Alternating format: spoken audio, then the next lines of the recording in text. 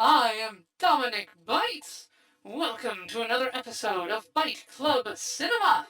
Today we will be starting a new series. Aha! So fresh from the success of Chainsaw Man, I think and by the way, following up on Chainsaw Man, we have a Chainsaw Man movie has been announced.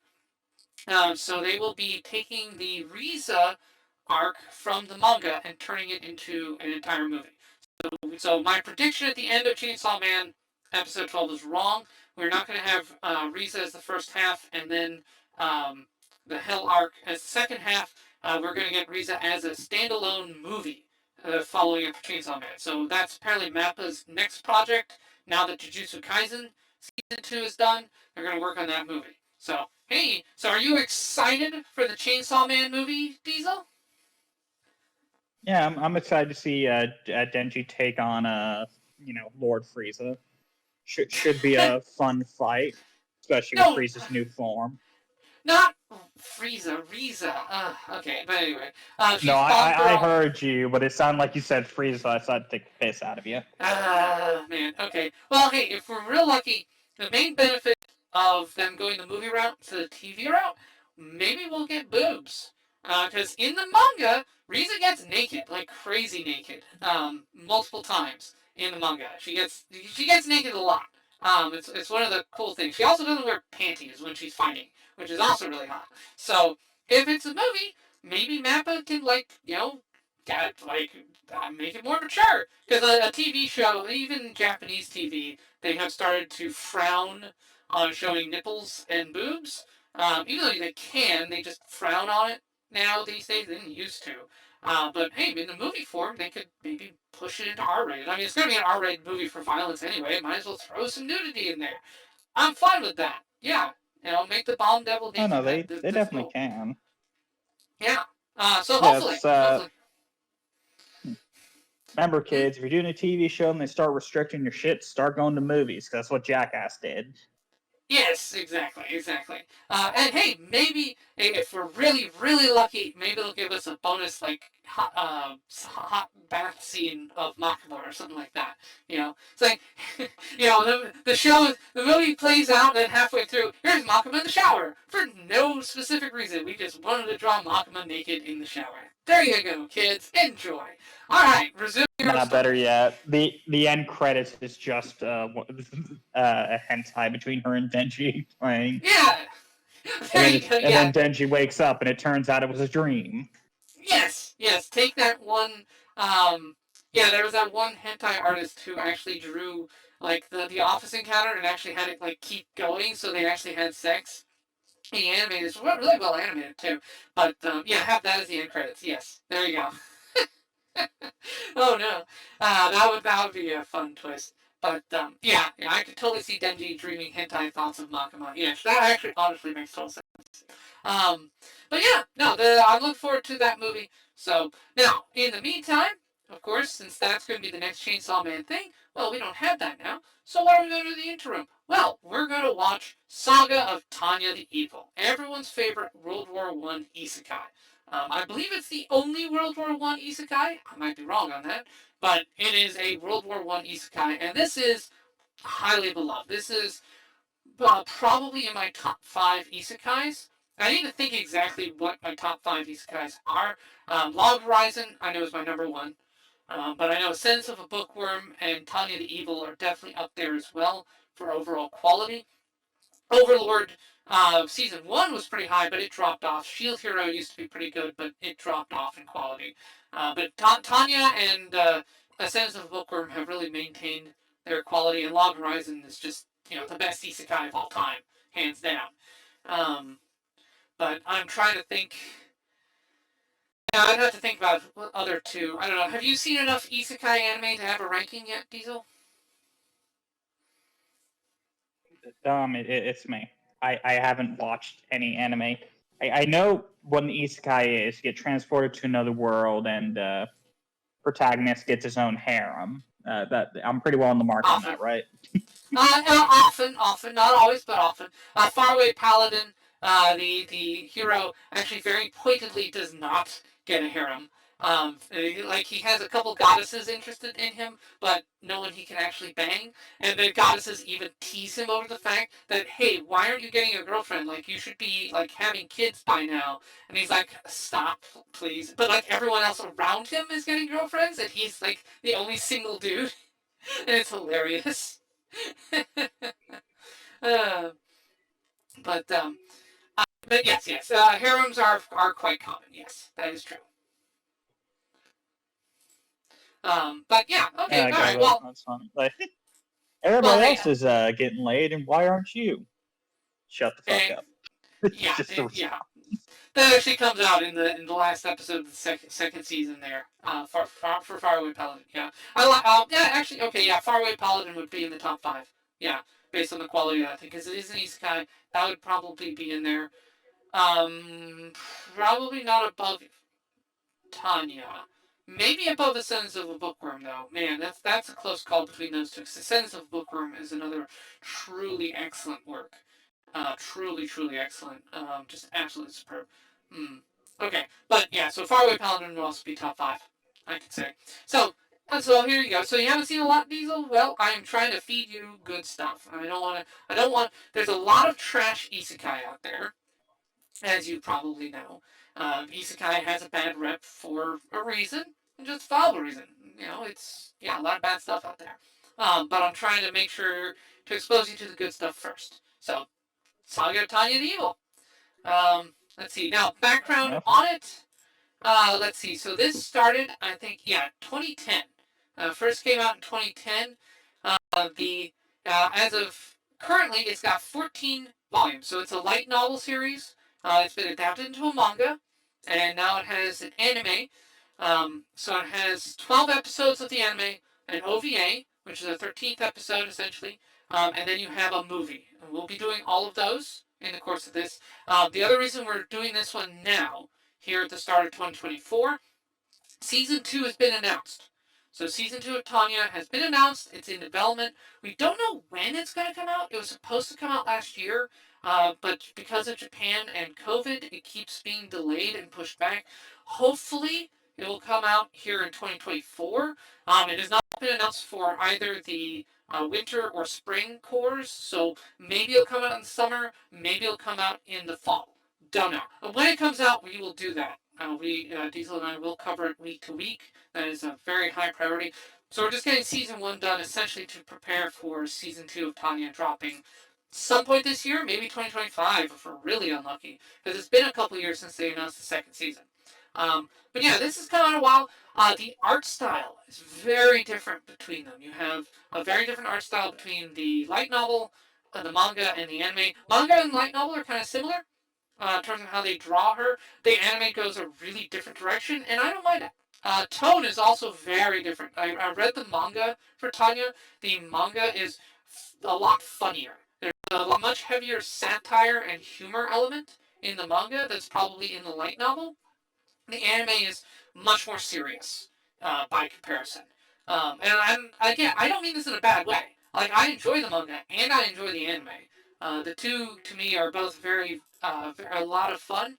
But it's worth noting that they are very different. So if you pick up the manga to try to get ahead, be aware that you're going to get something different from what you're going to see here.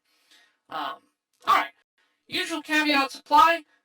There will be no audio from the episode because copyright. And you will have overlay or the video because copyright. Actually, let me see. Am I using the right overlay? Let's see. No, that's the lighter one. No, this is the right one. Okay. However, subtitles are on, so you will be able to follow along at home. There you go. And please support the original release. Tanya's great. Like, this is really great. And also to clarify, some people get this wrong. Saga of Tanya the Evil is not about World War II.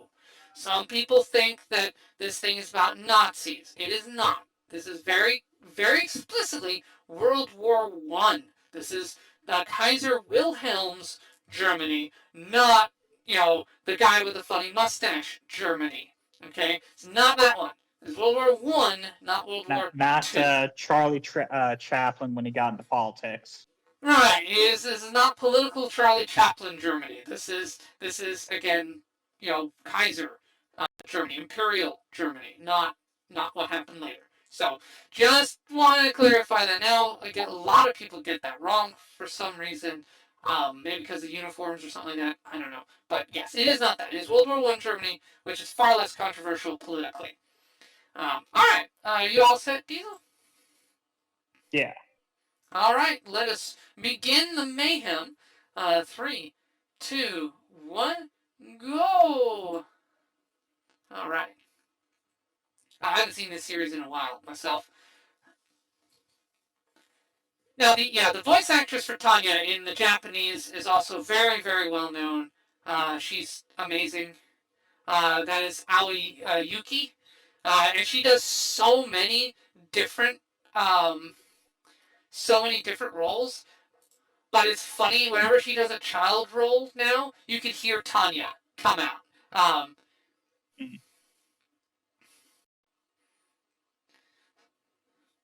I'll go more into the voice actors later. I don't need to do that now. I gave a background on the series in this one. Here you go, World War One. Death in the trenches. I mean, you're familiar with World War One, right? I mean, you know yes. the difference between 1 and 2. Okay, good.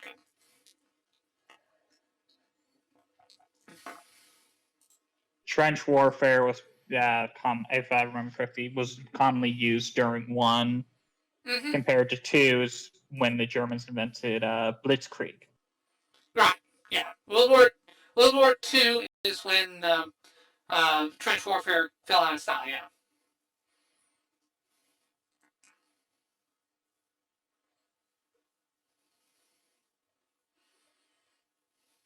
Shoot them in the balls, you cowards.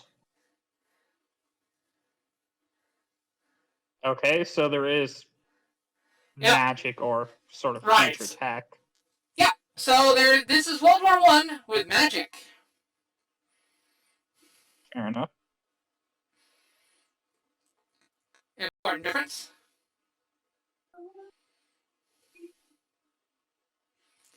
Now, I would say art style wise, my one major criticism is this character, Vishnia. Here we go. Everyone's favorite murder lowly. Oh boy.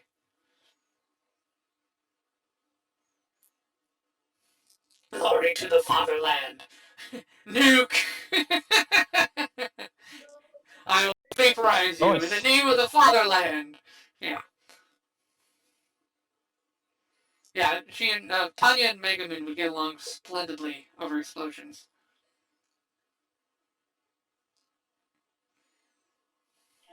So I wonder if there's biomutation magic. Good question. I think the answer is yes. So for reference, yeah, I would definitely specialize in that. Yeah. Tanya Dagurachap. I'll admit their lips are a little weird for me. Yeah. Yeah, the way they do the outline and stuff, yeah. Now, my one main criticism of the art style is the red-haired character, the brown-haired girl. Her eyes are a little too large, in my opinion. Most of the other characters do not have those kinds of big eyes, so it stands out a little bit. Honestly, the manga art style is better when it comes to her character, in my opinion. Fair enough. Now, I do have to ask, because those two characters look relatively young. Are in the lore, are they minors or adults? Oh, Tanya is 10 years old. You'll see. Yeah, no. Okay, so Tanya it's not the 1,000-year-old Wally thing. Oh, no. Well, okay, you'll see. I should need to stop spoiling. Sorry. You'll get into Tanya's backstory here.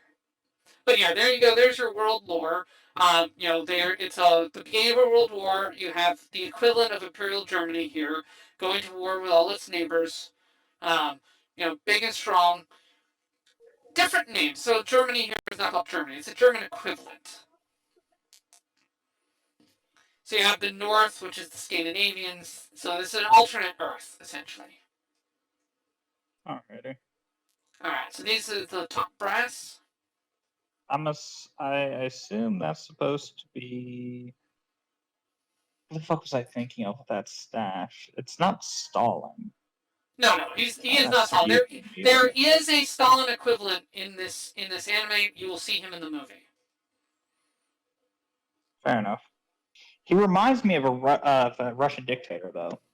I can't put my finger on it, though.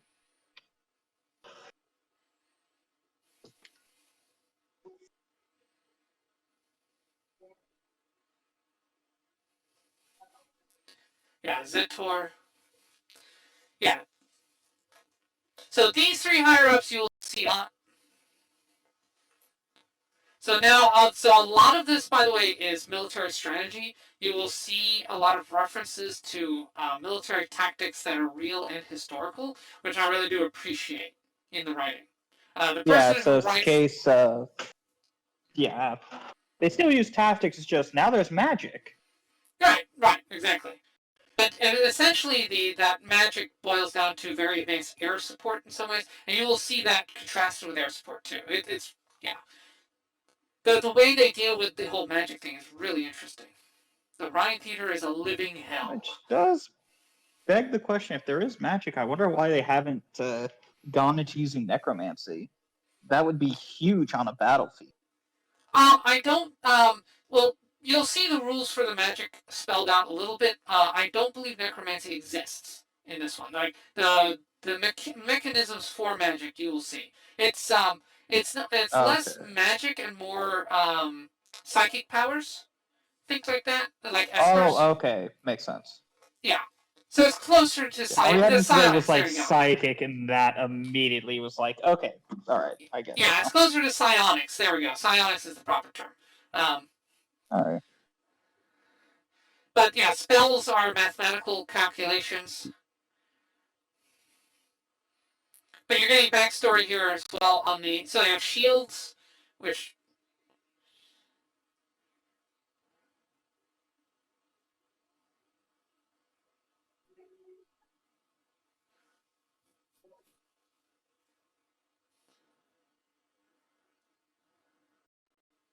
Now's our chance to what?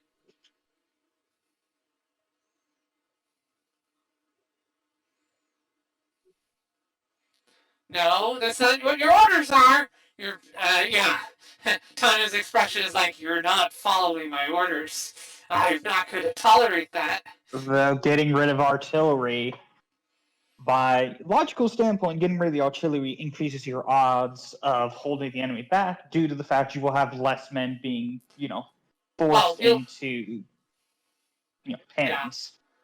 Yeah. Well, you'll see. Yeah, that's right. You don't like bad looks from things. Yeah. Oh boy, this will be an interesting anime for you to watch then. Well, no, the bad looks doesn't bother me. For her, it doesn't bother me because it's different with Makima. I'll just say that.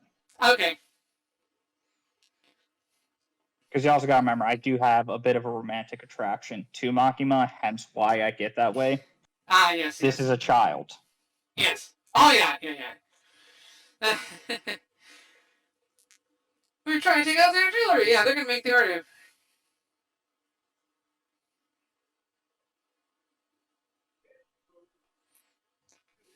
Yeah, this is an important character moment for her. Fair enough.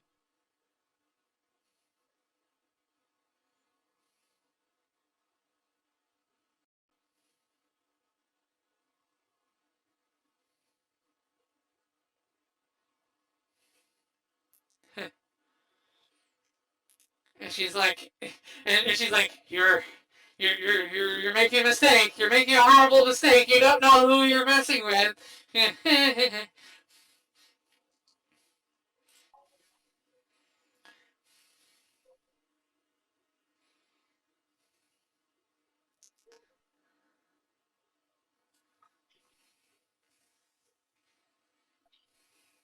She definitely seems egotistical.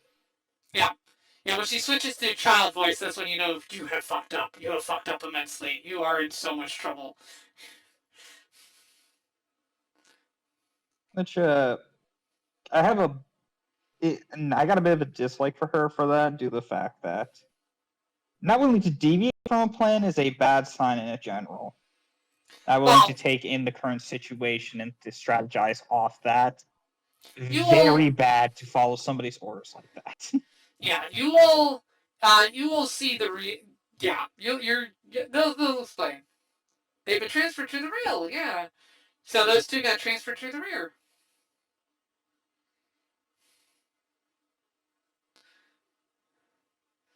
And it's like I'm gonna put. Yeah, you want to pay? I'm gonna move you to the back.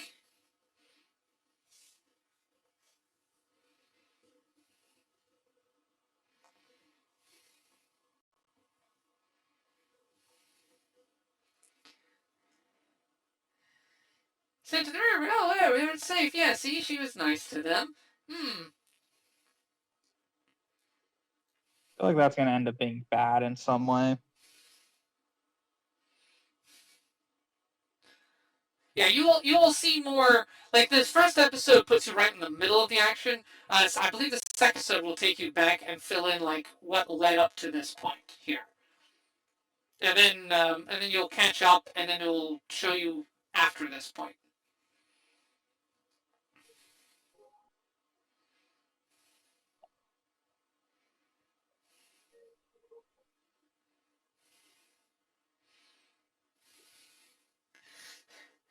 Empire doesn't have resources to waste on the weak. Yes.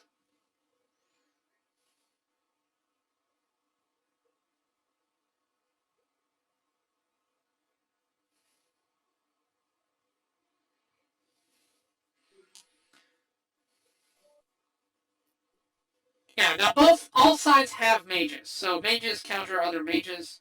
Artillery is also good on mages, so essentially mages are an additional factor on the battlefield, and on top of like the normal ones. But they are treated as any other military resource would be. Fair enough.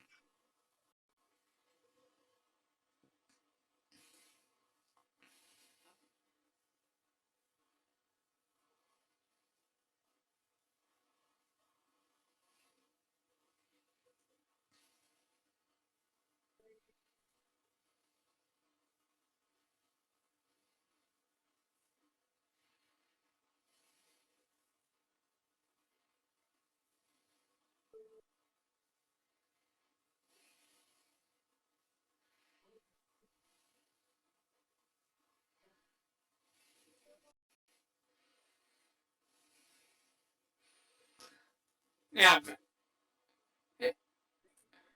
important character moment here.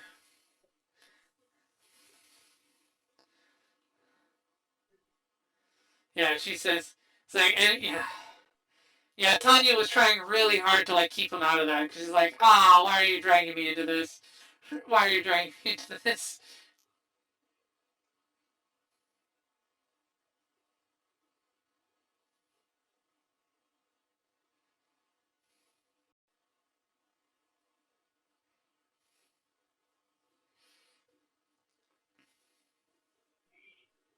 So I see it isn't directed. It doesn't necessarily. Yeah, necessarily. I can't English. So at least from what I'm seeing, the mages don't seem to be necessarily based off of a person, just what gear they have on. Hence the him naming their type. Right. Right. So you at have least type. the thing they're wearing. Yeah, and they will. The show will explain to you the mechanics of how the magic works and all that, the cores and all that. So this episode is essentially your introduction. You're being dropped in with very little explanation. You're just going to have to pick it out through osmosis. But then a lot of the terms and stuff you see mentioned here are going to be explored in depth in future apps. Like Type 90. What is that? You'll find out. They'll tell you. Like you'll find out the gear. Oof, that guy just got blown out of the air. There you go. So here are the Republicans. The Republic Army, yeah.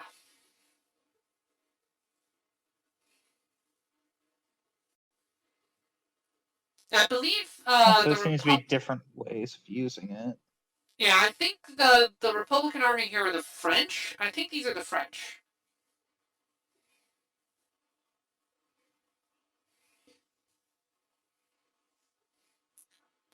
max firepower. Let's nuke them all. Ha ha ha. Yeah, they're gonna drain their magic, but they're gonna try to get the kill shot in.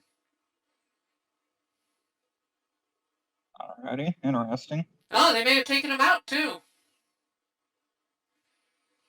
So, alright, so I guess my main question right now is it depending on the person, or just can anybody do it with proper training? They will explain that. I think next episode they will tell you. You said you were ready. Oh boy. Yeah, they've drained themselves. Yeah, you're seeing here is tactical skill.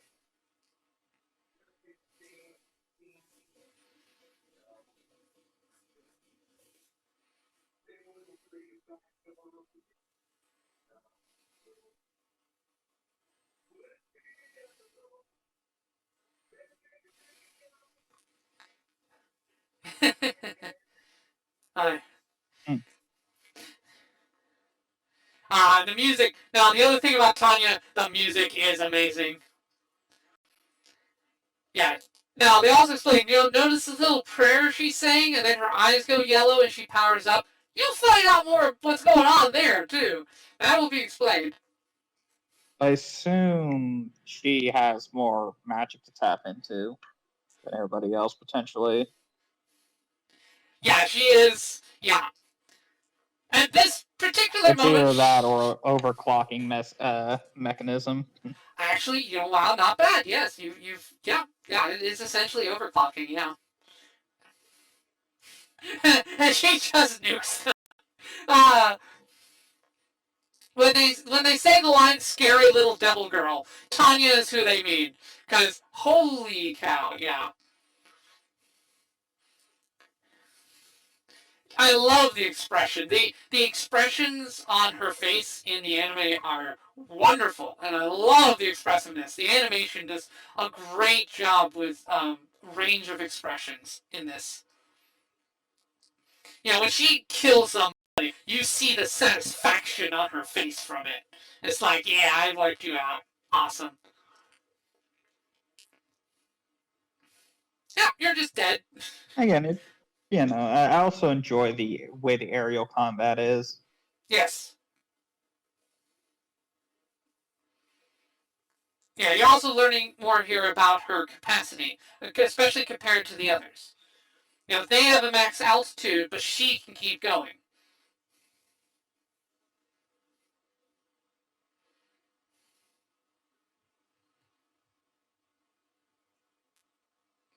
Yeah. Now we do see it does take a toll on her. This isn't without cost. It's not that she's got infinite stamina or anything. It's just she can outperform them.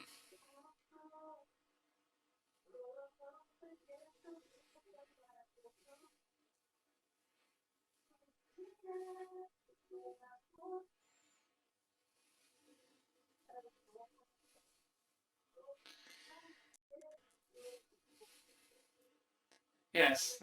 Stand against my fatherland, Just trying to and I will strike eliminate fear you. into the rest of the enemies. Mm-hmm.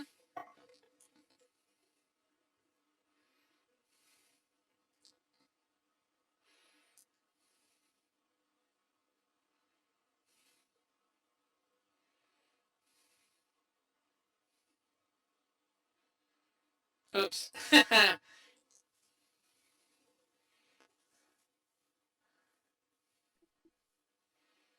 No. Nope, shield. Haha.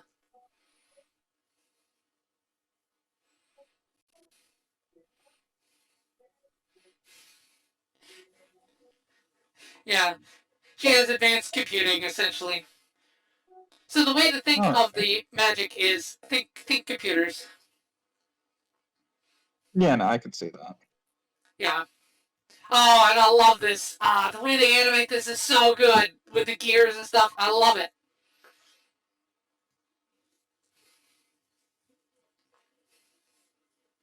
Okay, so yeah, no, she's overclocking herself, basically. Yeah, oh yeah. And it does come at a price, and the anime will explore that later, but... I assume it's the case of the typical, oh yeah, I have all this power.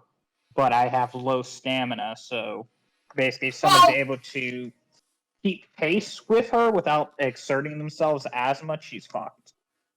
Either that or just avoid her long enough until she starts running out. You'll see. Sort of. Not exactly. They actually, again, it gets creative with it. It doesn't go the route you think it will in terms of the downsides.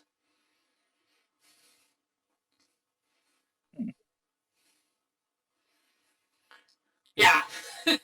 she basically dropped a Tsar Bomba on them.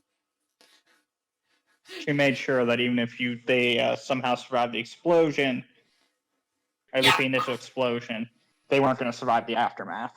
No. Yeah. Yeah. It's not a nip, but it's damn close.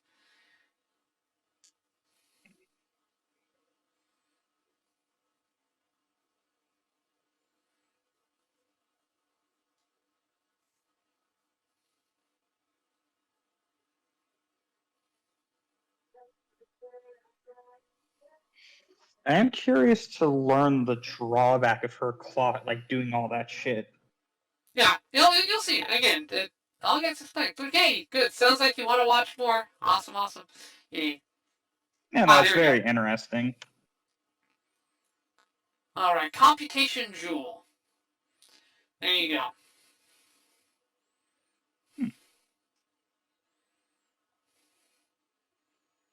2 months ago. There you go.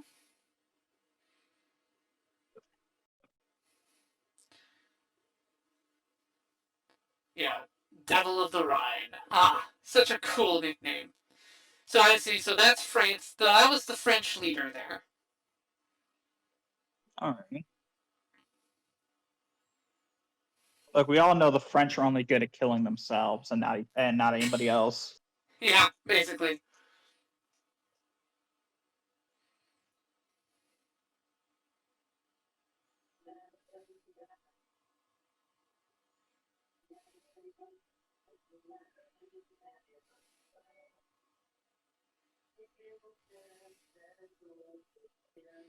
Yeah.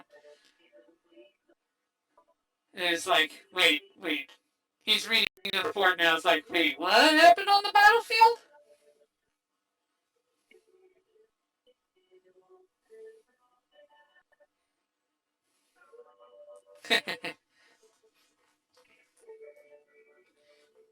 There you go. You were wondering what was going to happen to those two? Kind of figured that was on the way.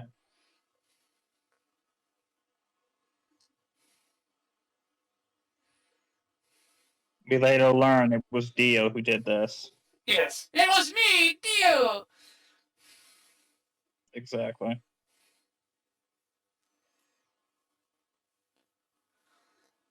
Now, interesting. So this guy here with the glasses, a lot of comics ship him and Tanya when Tanya gets older, of course. I see.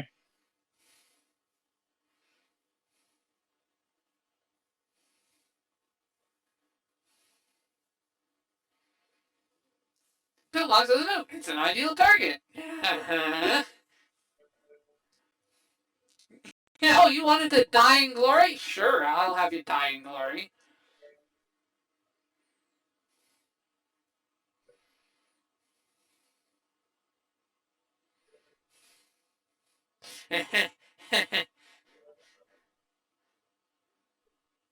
Yes. One of her pet. Ah, there you go. That's one of the best shots. Oh my god, the side profile. Love it. Love it. Ah, so good. Alright. So, that was episode 1 of Saga of Tanya the Evil. This is my second time seeing this. Second or third? I think second. I think this is the second time I've seen this. Yeah, I don't think I've watched it twice again, but I watched it a few years back. Um, somehow floating around. So, what do you think, Diesel? Are you eager to see episode 2? Are you hyped for this? I'm interesting to learn about the tech and everything. The little girl Tanya is her name, right? Tanya, yes. Yeah. Mixed bag on her. I'm curious to learn the drawback of her ability. Mm-hmm. As if there isn't really that big of one, or at least one I don't feel that's appropriate, definitely going to take away, kind of like to give the best comparison I know, how Goku seems to achieve a new form with no drawback, and Vegeta just also gains that form. Yeah. Side tangent a bit, but it's the case of I expect great powers usually have some form of drawback for the character. Because Yes. this bitch seems to be able to just pull a nuke out of her fucking ass whenever she wants. Yes. And there, yeah, and it will be made clear. Now I will say, a criticism of the anime, the manga and light novel, actually do, in my opinion, a better job of explaining and going over what the drawback of the nuke power is. They do a better job, in my opinion, of depicting it than what the anime chooses to do with it. But you still get a general sense of what the downside is. So the anime does downplay it. When we get to the explanation, I'll tell you what the manga does with it, and you can see which one you prefer. I think you actually may prefer the manga's version, but we'll see. Now the downside of the manga, I will also say, one reason I prefer the anime, the manga is slightly bit hornier than the anime is. A downside to this particular series is that the manga is published in the same collection as Prisma Ilia and several other works that involve small girls. And now the other works are drawn by like Prismalia. Oh God, Prismalia. God, I can't finish that series. But yeah, Prismalia is drawn by someone who is very horny for certain demographics of female characters that I'm not into. Give me boobs. But yeah, Tanya is published in the same catalog, so the manga does have more fan service essentially of Tanya in the manga. That is not present in the anime. I should stress that. So the anime is very much more reveling in how you have a 10-year-old girl who is a murderous psychopath, which I think is hilarious and awesome, and I love it. It's a great concept. I love the idea of, like, little girl, I'm going to murder you all. I love that contrast. Love it so much. I'm not horny for it. I love that, like, unassuming small girl who can just kill you all. That is great. That's a wonderful, wonderful character archetype that I really enjoy. The manga, sadly, though, throws in more fan service to appeal to the folks who buy that particular weekly. I think it's a monthly publication. So that is the downside of the manga. So just a heads up, if anyone watching decides to go read the manga, be aware there is Tanya fan service in there that is not in the anime. Now I don't know if it's in the light novel or not, though. That's another thing. I've not read the light novels yet. I have them. I just haven't read them. They're very dense. I did pick one up and start reading them. The Saga of Tanya and the Evil light novels are very, very dense works. I would even go so far as to say they're not even light novels. They're just full-on novels because they are very dense. Denser than most other Japanese works that get translated that I've read. Like I've read like Lazy Dungeon Master and Shield Hero. Those are light novels. Those are pretty just quick, easy reads. Man, yeah, the Saga of Tanya the Evil, it's dense. It's pretty packed. It's a heavy read. I still haven't done. I will eventually get to it. But okay, so let's see. So cool. So you're hyped for the series. You want to see episode 2. Great. Favorite moment from this particular first episode? Like I gotta say, it's just Tanya blowing the fuck out of people. That's pretty fun.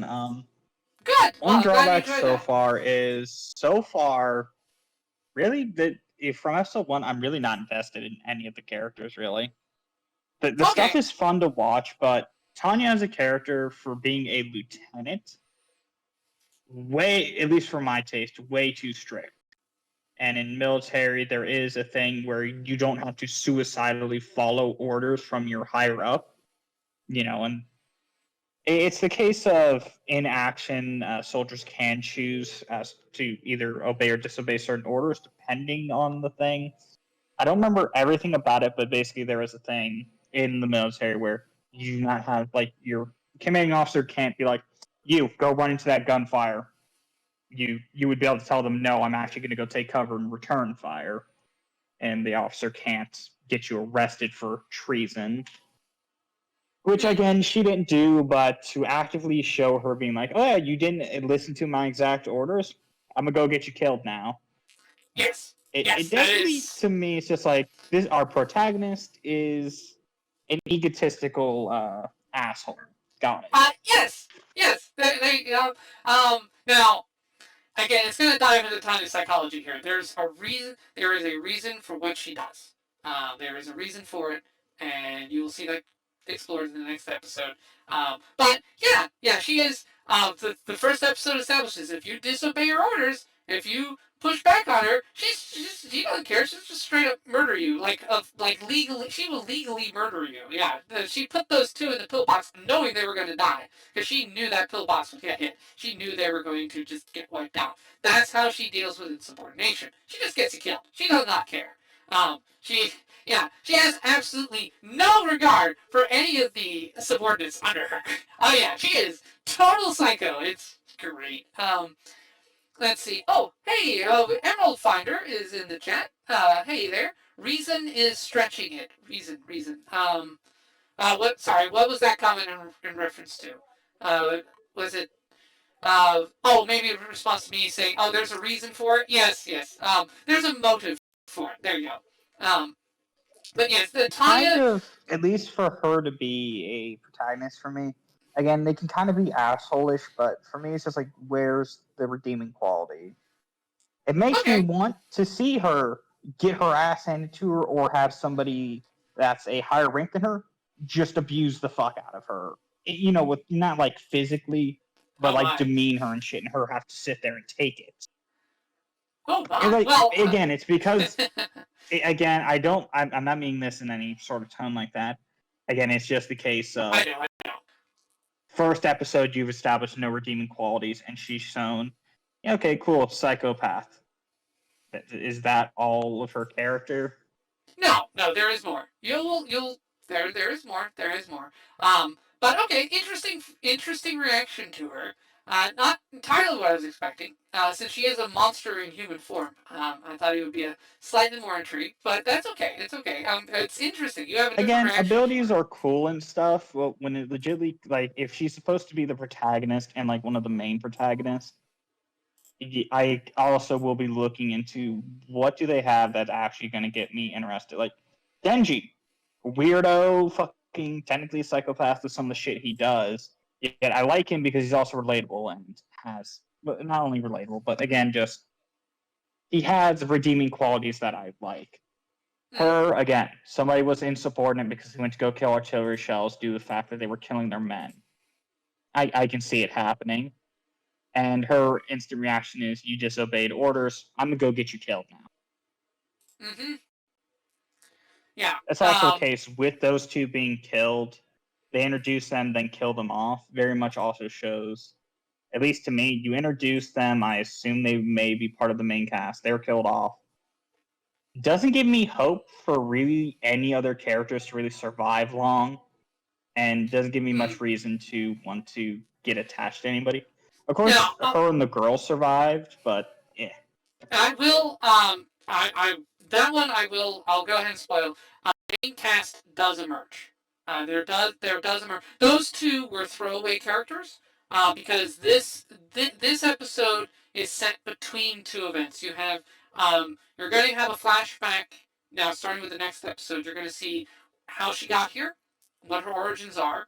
And then you're going to see her in the early period, because it says 2 months, right? She joined the service for 2 months now. You'll get those 2 months explored.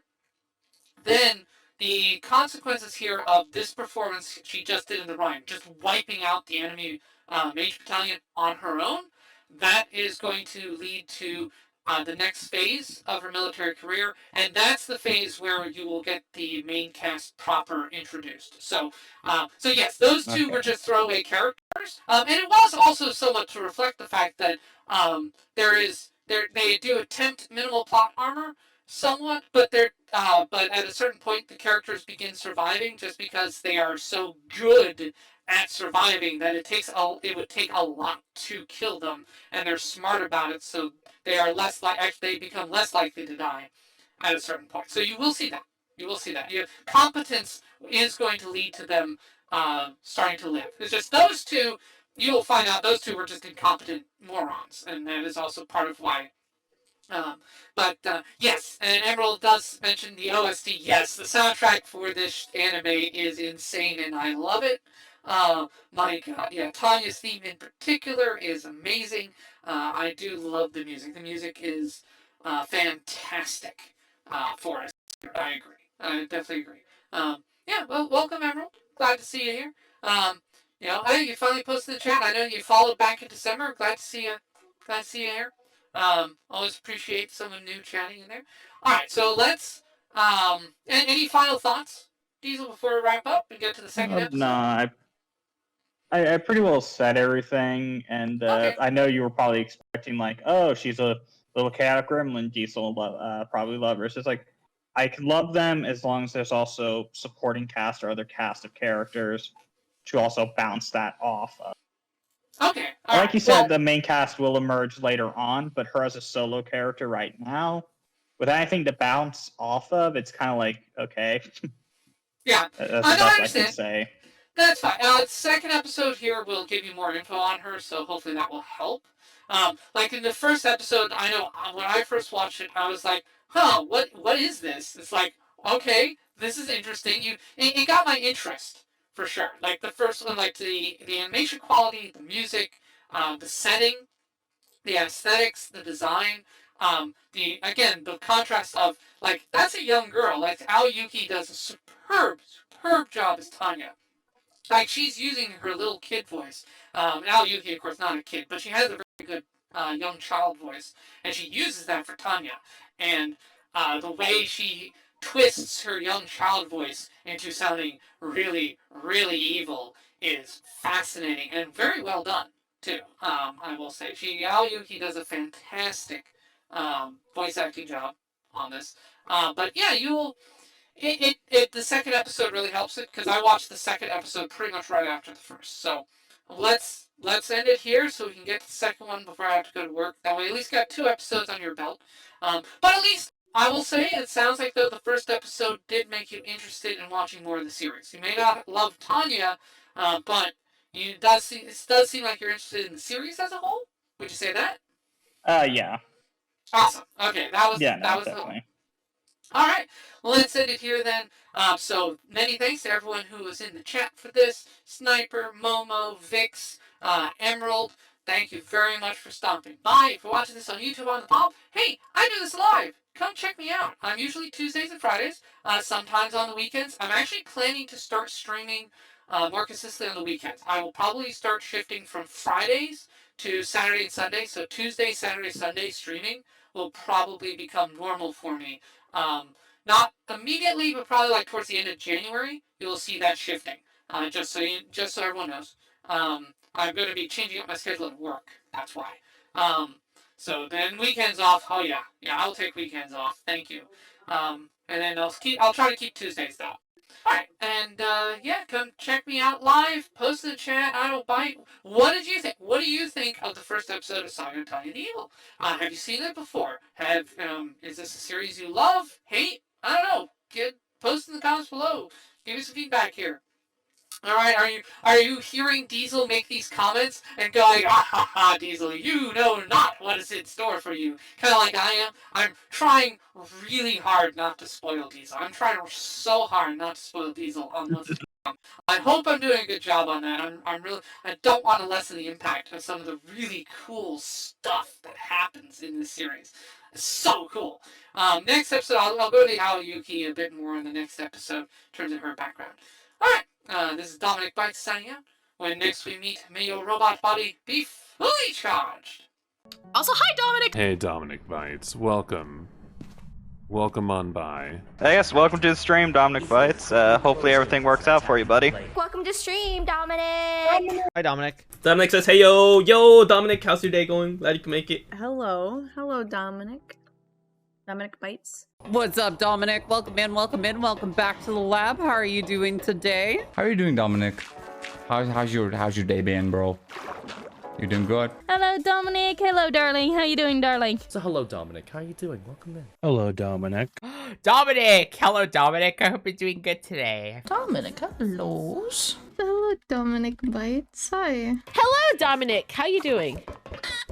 How's it going, Dominic? Welcome in. Mwah. Hello, Dominic. How are you? How are you doing? Welcome in. Hey, Dom. So good to see you. Hi. Hi, Dominic. Hi, sweetie. It's good to see you. Hi, Dominic. How you doing? Hi, Dominic. How are you? Lovely to see you. Hi, Dominic. What's up? Hi, Dominic.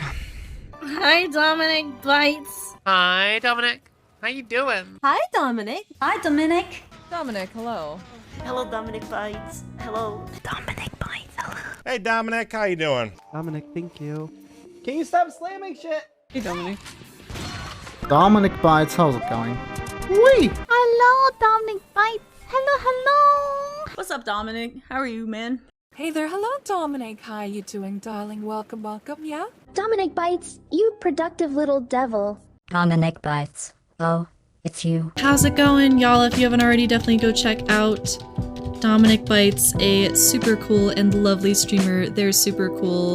Very like synthwave, futury vibes. They do like a Byte Club Cinema stream. They're an absolute vibe. Love them. Definitely go give them a check out. Go check them out. Go give them your love.